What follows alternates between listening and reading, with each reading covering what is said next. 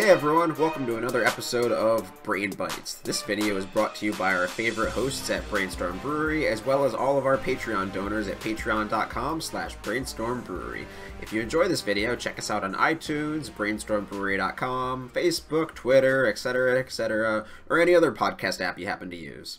So Brainbites are our little mini finance series where we sort of go deep on a specific topic and just talk about something that is evergreen and related to the finance world of Magic.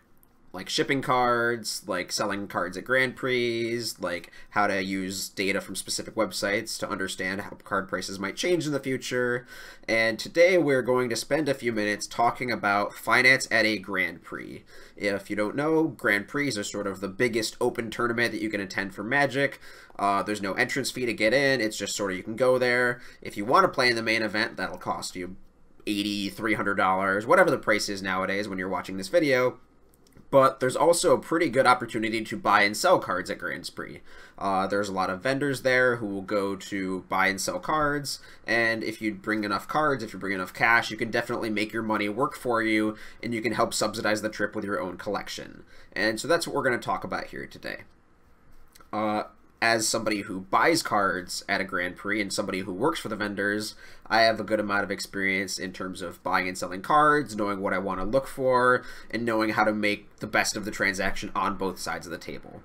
So one of the things I wanted to open with is talking about what ogre boxes are. If you listen to the podcast, if you read articles written by me, Corbin, or Jason, you might have seen this topic be thrown around maybe on the Magic Finance subreddit, what an ogre box is. And that term comes from a person named Ogre, who is sort of one of the most well-known names in the Magic circuit in terms of the St. Louis area. So he's somebody who's been on the scene for forever, buys and sells a lot of cards, has worked with a lot of vendors over the past 15 or so years, and his name is Ogre, and he developed a system for buying and selling cards, mostly selling cards, where he would pre-sort the cards he was looking to sell by the expected price he wanted to receive, and then he would bring those cards in a box to a Grand Prix vendor, put the box down in front of them, and then just say, these are sorted by price.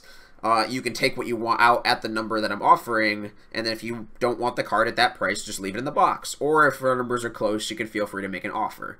So I've sort of created a little, very mini ogre box right here, and as you can see, I have sort of created my own little ogre box here.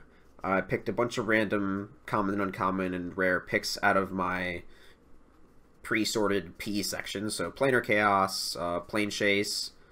I don't know what Magic Origins is doing in there, but these are some cards that I sorted by price. So this is an example ogre box that you could bring to a GP vendor like myself and then just say, hey, will you pay 50 cents on Spirit Guides? Will you pay dollars on Helixes? Will you pay $1.50 on Ink Guy's, whatever his name is, your Ninja Guy? And then it's very easy for me to go through the pile and just say, yeah, I can do 10 cents on Terminates.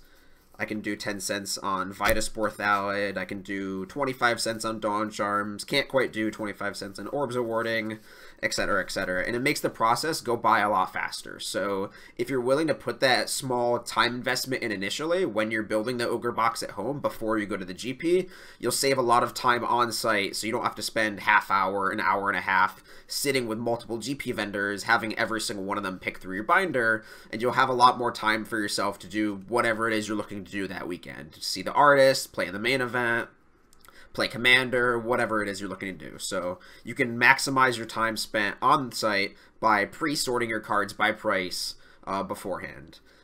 A common trick that a lot of players will do will be that they turn a card upside down in their binder to represent the fact that they don't want to trade it. So it's very easy. If you open up your binder to me, all the cards are de-sleeved, all the cards in the binder that are facing me are the ones that you're looking to get rid of or willing to take offers on. And it saves me time from having to make offers on cards that you're looking to hold for personal collection or speculation or whatever. It'll just save both of us a lot of time. And then, of course, de-sleeving, it takes a lot of time because we don't want the cards to be sleeved when we receive them, because we're either looking to sort them into inventory, put them back out in the display case. And so if you're selling like a cube or a deck or something that is pre-sleeved, maybe a sealed deck or something, I don't know, standard deck after you go 0-3 drop, it's definitely more efficient if you take the time to de-sleeve it beforehand, sit down with us, have us go through and do our job, and then you get to walk away a lot quicker. Just makes the transaction a lot easier for everybody. And so, with your little ogre box, it's obviously a good idea to take it to every single vendor in the room. If you check out this past episode 300, we talk a little bit about how the GP structure is changing and how the number of vendors is going to be fluctuating over the course of the next year. But regardless of the number of vendors in the room, it's probably a good idea to take your ogre box to, or just your binder in general, to multiple different vendors and get quotes on all of the different cards in your binder, depending on how much time you have. Once you've attended a few GPs, you'll get a better idea of which specific vendors are looking for certain cards. I know 95 MTG generally specializes in competitive staples like Snapcaster, Leovold, Fiery Confluence, whatever the hot new thing is, whatever the biggest staple is of the moment, 95 wants all those, and they will pay you generally the best numbers in the room on those cards.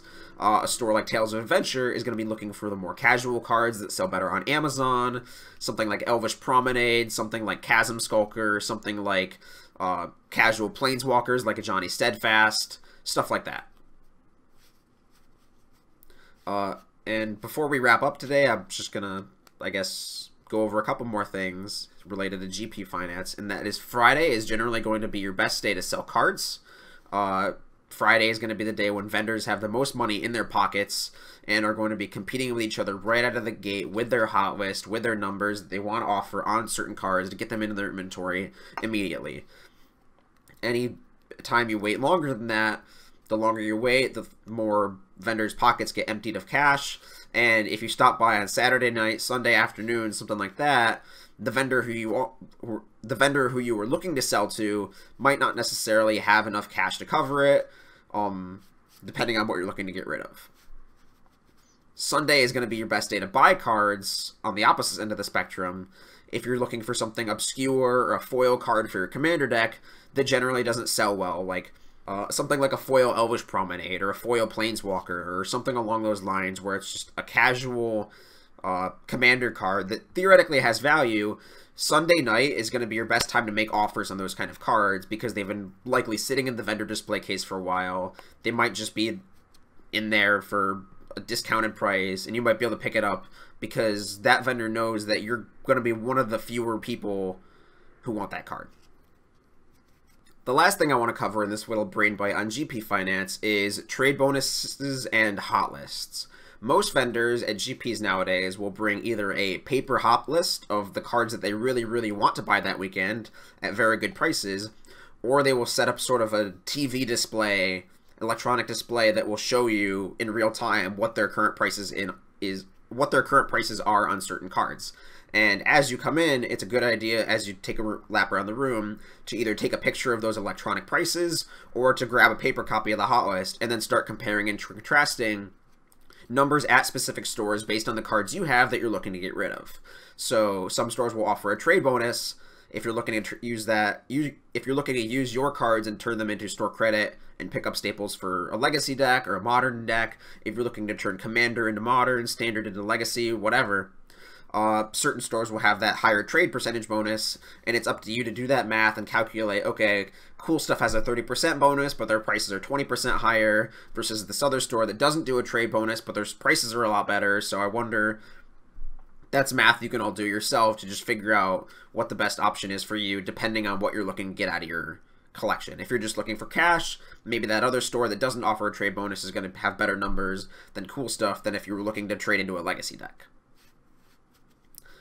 All right, I hope this helped you learn more about how to navigate through your first GP. Maybe you went to a couple GPs, but you didn't really know what you were doing. And if you have any questions, feel free to leave them in the comment section or on Twitter or our Facebook page or just any number of social media accounts that we have at Brainstorm Brewery. If you're interested in more Magic Finance content, check out brainstormbrewery.com. If you really enjoyed this video, please like, subscribe. I believe Jason says finger blast that bell icon, which is yeah. And be sure to like, follow, subscribe all our various social media pages for upcoming giveaways. Thanks for watching, and I will see you all next time.